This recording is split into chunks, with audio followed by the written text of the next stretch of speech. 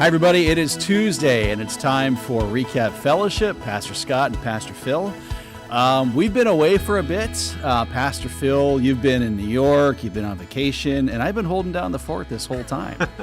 And I'm thankful for that, Scott, actually. Grateful for your ministry here. So, Phil, we've been in John 8 and just wrapped up John 8, where Jesus made some pretty astounding claims and really was attacked for that. What were some of our takeaways from that? Sure. Well, the attack is actually starting prior to his claims. I mean, what's really remarkable about the end of John 8, Scott, is that he responds with such, what one writer says, divine calm in spite of the attack.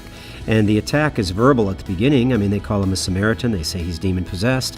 But by the time you get to the end, they picked up stones and they're ready to stone him. So it kind of sets the tone for what's going to go on in the rest of the gospel.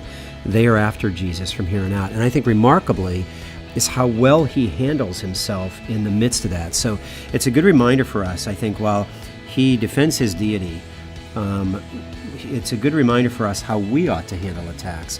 I mean, Jesus in this regard is only seeking the glory of the Father, not his own. He's offering hope in spite of the fact that they're rejecting him. He's promising them eternal life.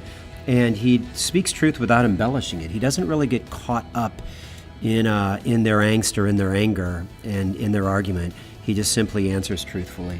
It's a really powerful reminder for how we ought to handle the conflicts that come our way. As we think back to this past Sunday, Phil, we had a great time talking with the team that went to Recife, Brazil. Yeah, I would encourage folks to go out and check that out on YouTube if they didn't get a chance to hear that interview. Of course, there were only 3 of the multiple team that went there, but even their interviews just kind of gave you a flavor and a really good reminder, Scott, for why it is Fellowship Bible Church wants to remain missions in its focus, not only as a church, but also in its opportunities for our people to go. There's something life-changing about stepping into another culture and sharing the gospel. Absolutely. So we trust you're having a great week, trust you're staying in the Word, and we'll talk to you again on Thursday.